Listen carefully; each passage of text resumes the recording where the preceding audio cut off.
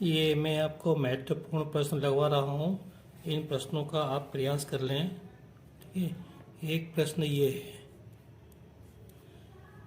4 line का है, लेकिन इसके अंदर हमको क्या करना है, इसमें हमको 18 और 12 का एलसीएम निकालना है बस, तो हमारा उत्तर आ जाएगा। एक प्रश्न आप इसको भी कर लेना चाहिए आपको।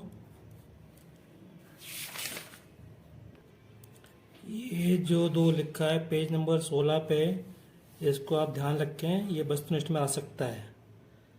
फिर एक प्रश्न ये है, उदाहरण 10, उदाहरण 11, ये आपको कर लेना चाहिए। इसमें शून्य बताना है पेज नंबर 27 पर।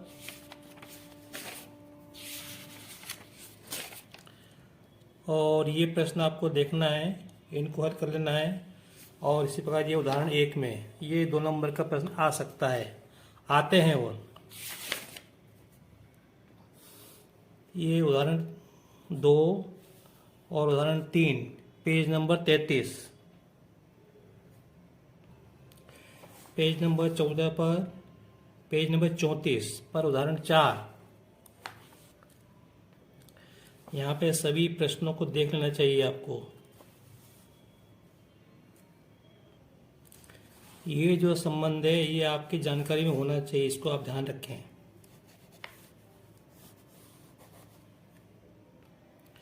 इसको आप ध्यान रखें, जब 2 रैखिक समीकरणों का कोई हल नहीं होता तो उनको अपन क्या कहते हैं, असंगत रैखिक समीकरण कहते हैं या असंगत युग्म कहते हैं। और जब अनेक हल हो या अनंत अद्वितीय हल हो, अनंत हल हो, तो उसको वो जो 2 समीकरण होते हैं उसको अपन क्या कहते हैं, संगत युग्म कहते हैं। तो उसको देख लें, फिर इसको देख लें। जब रेखाएं एक बिंदु पर प्रतिच्छेद करती हैं तो समीकरण युग्म का अद्वितीय हल होता है और समांतर होती है। इस स्थिति में समीकरण रेखाएं समांतर होती हैं तो असंगत समीकरण युग्म होता है। और रेखाएं संपाती होती हैं तो इनके अनेक हल होते हैं। ये लिखा है, इसको ध्यान रखें, दिमाग में रखें। इसमें से एक प्रश्न जरूर आता है, छोड़ना नहीं है अपने को। एक प्रश्न ये इम्पोर्टेंट है, पेज नंबर 59 पर, इसमें m का मान निकालना है। ये पेज नंबर 68 पर उदाहरण 15, इसमें हमको p का मान निकालना है। और इन दोनों समीकरणों के अद्वितीय हल दिए हैं। उत्तर भी आप देख सकते हो, p बराबर नहीं 4। बच्चे क्या गलती करते हैं, p बराबर 4 लिख देते हैं, तो ध्यान रखें यहाँ पे। इसी के नीचे एक उदाहरण 16 दिया है, इसमें हमको k का मान निकालना है। और ये जो 2 समीकरण दिए हैं इसके अनेक हल दिए हुए हैं, तो हमको k का मान निकालना है। द्विघात समीकरण का मानक रूप ध्यान रखें। और इसके साथ में ये a बराबर नहीं 0, ये आपको जो लिखना है, ये आ सकता है परीक्षा में। द्विघात समीकरण या वर्ग समीकरण एक ही बात है, इसको ध्यान रखें। पेज नंबर 98 पे बी स्क्वायर माइनस 4ac बड़ा होता है 0 से, तो क्या होता है, बी स्क्वायर माइनस 4ac 0 के बराबर होता है, तो क्या होता है, बी स्क्वायर माइनस 4ac छोटा है 0, तो क्या होता है, इसको आप ध्यान रखें। और यहाँ पे उदाहरण 16, इसके अंदर हमको जो है विभक्ति का निकालना है, पेज नंबर 98 पर। ये पेज नंबर 100 पर ये दूसरा प्रश्न है, इसमें हमको k का मान निकालना है। और ये दिया है कि ये जो 2 अपने को समीकरण दिए इसके मूल बराबर हैं। तो इसमें क्या करना है, अपने को बी स्क्वायर माइनस 4ac बराबर 0 रख के इसमें abc के मान रख देना, तो अपने को k का मान मिल जाएगा। एक प्रश्न आ सकता है, समांतर श्रेणी का व्यापक रूप लिखो। समांतर श्रेणी का व्यापक रूप लिखो, तो ये इस तरह का होता है। ध्यान रखो, तो जनरल फॉर्म, जनरल टर्म अलग होती है, व्यापक पद अलग होता है, व्यापक फॉर्म अलग होती है। व्यापक पद होता है an बराबर a plus n minus 1 into D, तो ये दोनों में अंतर है, ये व्यापक रूप है। और an बराबर a plus n minus 1 into D ये क्या है, व्यापक पद है। ये पेज नंबर 112 पर उदाहरण 4, इसमें n का मान निकालना है, 35 आएगा। उदाहरण 7, 2 अंकों वाली कितनी संख्या 3 से विभाज्य है। यहाँ पे ये प्रश्न तीसरा, 13वां और 14वां प्रश्न आ सकता है पेज नंबर 115 पर। और ये सब देख लेना, इनमें से आ सकता है प्रश्न। एक समांतर श्रेणी के n पदों का योगफल निकालने के लिए, ये पेज नंबर 121। ये प्रश्न क्रमांक 12, 13, 14 ध्यान दें, 12, 13, 14।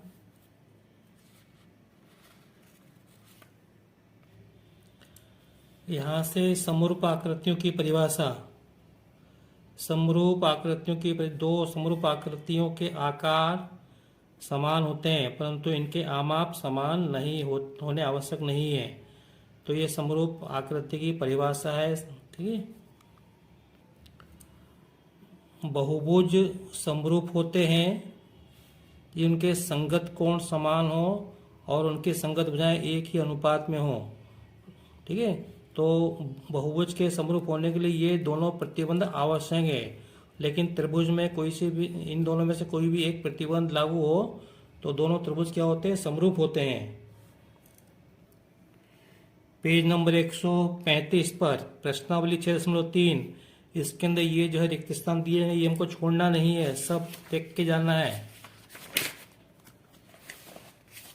ये सब हमें पढ़ के जाना है। फिर उसके बाद ये 2 नंबर का प्रश्न आ सकता है, त्रिभुज के समरूप होने के लिए शर्तें। एक शर्त ये, एक शर्त ये है, ध्यान रखें जरा।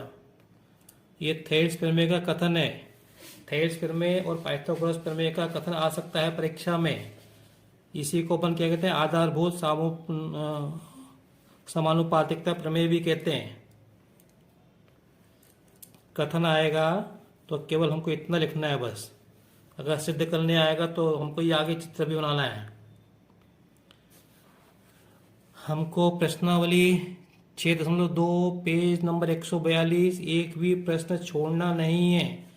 ये प्रश्न एक भी छोड़ना नहीं है, सभी प्रश्न अपने को करके जाना है, ध्यान में रखना है अपने को।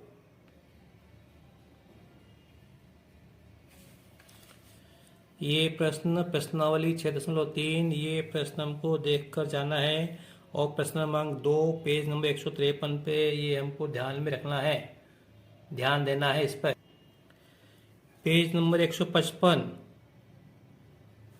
त्रिभुज में, ये इसके अंदर प्रश्न क्रमांक 15, प्रश्न क्रमांक 15 ऊर्ध्वाधर स्तंभ छाया की लंबाई वाला ये प्रश्न छोड़ना नहीं है, बिल्कुल देख के जाना। Most important, very very important है ये प्रश्न, देख के जाना है, गलत नहीं होना चाहिए। उसके बाद ये जो है कथन, ये प्रमेय, इसका अपने को कथन ध्यान में होना चाहिए, इसके ऊपर प्रश्न बनते हैं। ये संबंध आपको ध्यान में होना चाहिए। क्षेत्रफल ए आर से क्षेत्रफल त्रिभुज ABC बटे क्षेत्रफल त्रिभुज PQR बराबर AB वर्ग बटे PQ वर्ग बराबर BC वर्ग बटे QR वर्ग बराबर CA वर्ग बटे RP वर्ग। इसके अंदर कोष्टक में लिखा है तो इसको अपन अलग अलग भी बोल सकते हैं। ये पेज नंबर 158 प्रश्नावली 6.4, ये प्रश्न क्रमांक 1 छोड़ना नहीं है, बिल्कुल रट या आपको उत्तर भी याद होना चाहिए इसका। उसके बाद ये चौथा प्रश्न, दो समरूप त्रिभुजों के क्षेत्रफल बराबर हो तो सिद्ध करो कि वे त्रिभुज सर्वांग सम होते हैं। पेज नंबर 158 की बात कर रहा हूं मैं।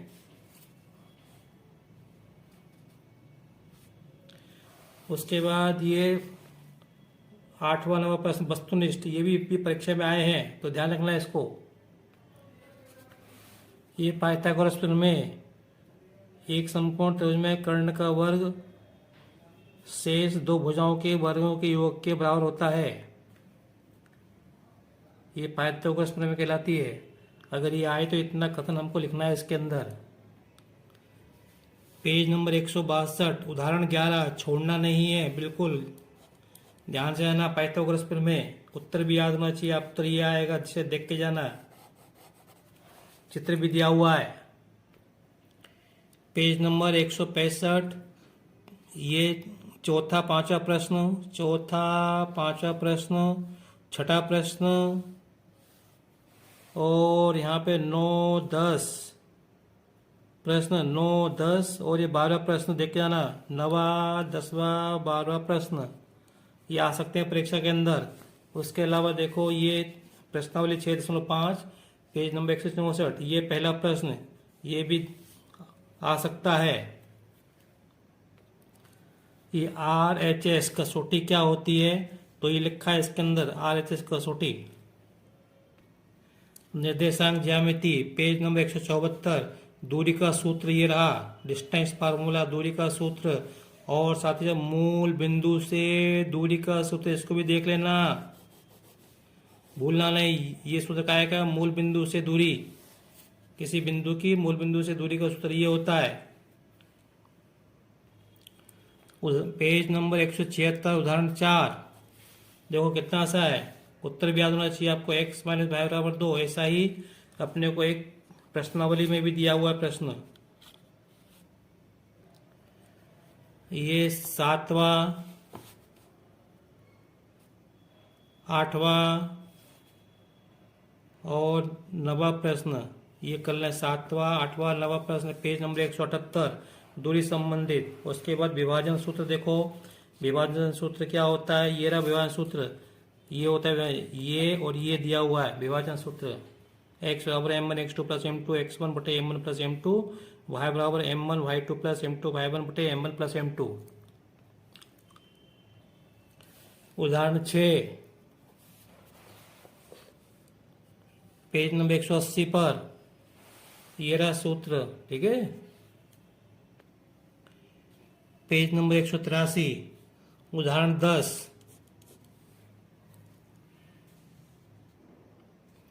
और उदाहरण 9।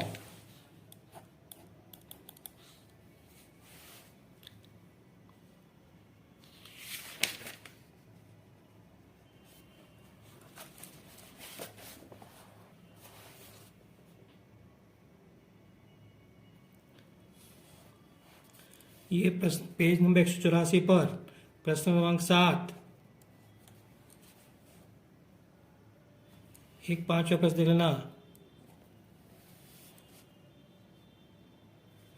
5वां और चौथा प्रश्न देख लेना। पेज नंबर 200 प्रश्नावली 801, ये पहला प्रश्न, दूसरा प्रश्न और तीसरा प्रश्न कर लेना, इनको छोड़ना नहीं। और देखो यहाँ पे ये 11 प्रश्न है, 11 प्रश्न ये इसके अंदर ये भी ध्यान में होना चाहिए आपके।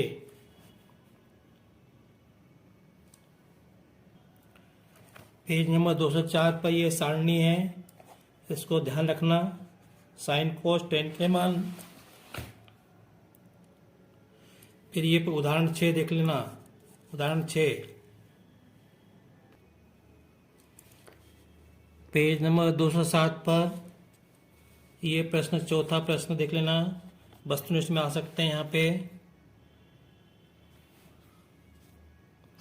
और तीसरा प्रश्न ये सब देख लेना यहाँ पे ना, ये तीसरा प्रश्न भी आ सकता है परीक्षा के अंदर, और ये सब वस्तुनिष्ठ में आ सकते हैं। ये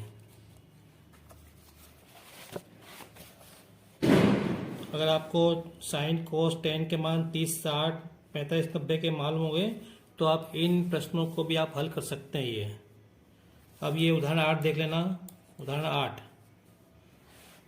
उदाहरण 8 और ये उदाहरण ये प्रश्न नंबर 3 एक जैसे हैं।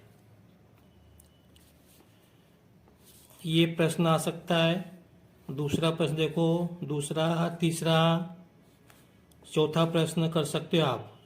उसके बाद ये छठा प्रश्न भी कर लेना, छठा प्रश्न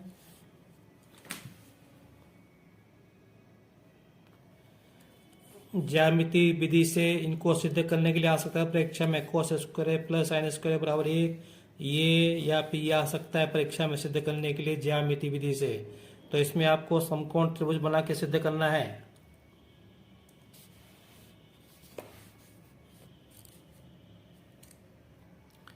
ये प्रश्न भूलना नहीं, हल करना है।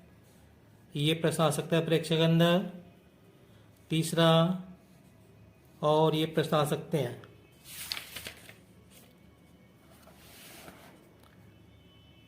सर्व समीका में ये वाला प्रश्न ध्यान रखना, ये प्रश्न आ सकता है। यहाँ पे ये आ सकता है प्रश्न, है ना। मुख्य मुख्य बता रहा हूँ मैं, ये भी प्रश्न आ सकता है। ये भी आसान प्रश्न है बहुत, ये पढ़ लेना। यहाँ पे ऊंचाई दूरी के प्रश्न उदाहरण 1 कर लेना, उदाहरण 2 कर लेना,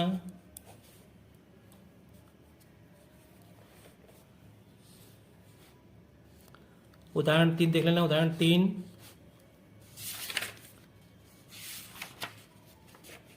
और यहाँ से 1 से लेकर पहला, दूसरा, तीसरा, चौथा, ये प्रश्न आप देख लेना। यहाँ पे 5वां प्रश्न देख लेना, ठीक है। इनमें से निश्चित रूप से तुमको आपको एक प्रश्न जरूर मिल जाएगा। फिर ये दृष्टि रेखा, उन्नयन कोण और अवनमन कोण की परिभाषा याद कर लें। इसमें से एक प्रश्न ये आ सकता है। ये वाला प्रश्न देखो ध्यान से, ये प्रश्न वृत्त, पेज नंबर 241, ये रिक्त स्थान देख लेना। यहाँ पे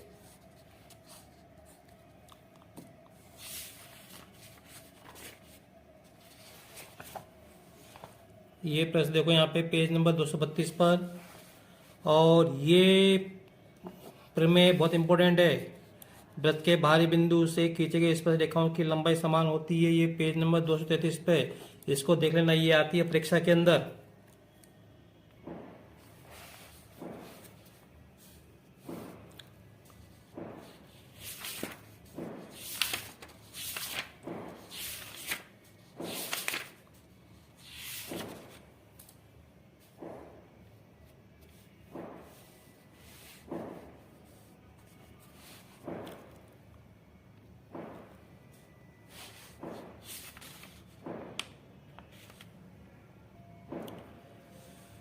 त्रिज्यखंड के क्षेत्रफल का सूत्र और चाप की लंबाई का सूत्र ये रहा।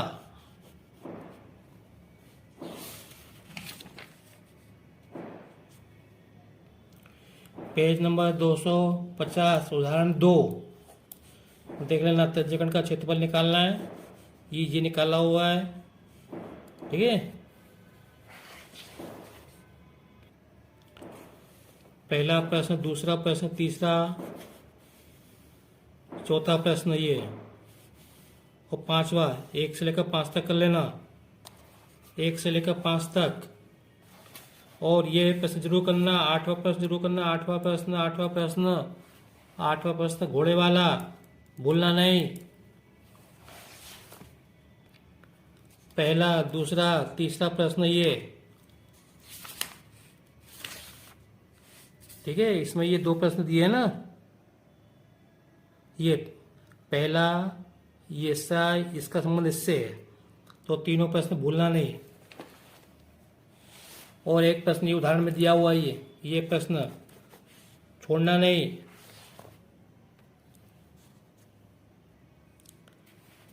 एक ये प्रश्न,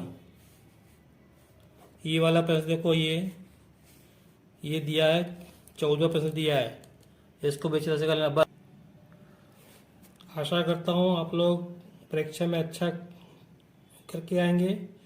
बस आज इतना ही, और best wishes, happy journey, best of luck. अच्छे मन से करना, जितना आए उतना करना, जहाँ आवश्यक हो चित्र बना देना, जो प्रश्न पहले आए पहले उनको कर लेना, ठीक है। अगर कोई प्रश्न बीच में नहीं आता है तो उसको छोड़ के और अगला प्रश्न कर लेना। किसी भी प्रश्न को हल करने में ज़्यादा समय नहीं लगाना। पहले 30 प्रश्न वस्तुनिष्ठ, रिक्त स्थान, सत्य असत्य प्रयास करो, 15 मिनट में हो जाए। कोई भी प्रश्न में छोड़ना नहीं है, ठीक है। ओके।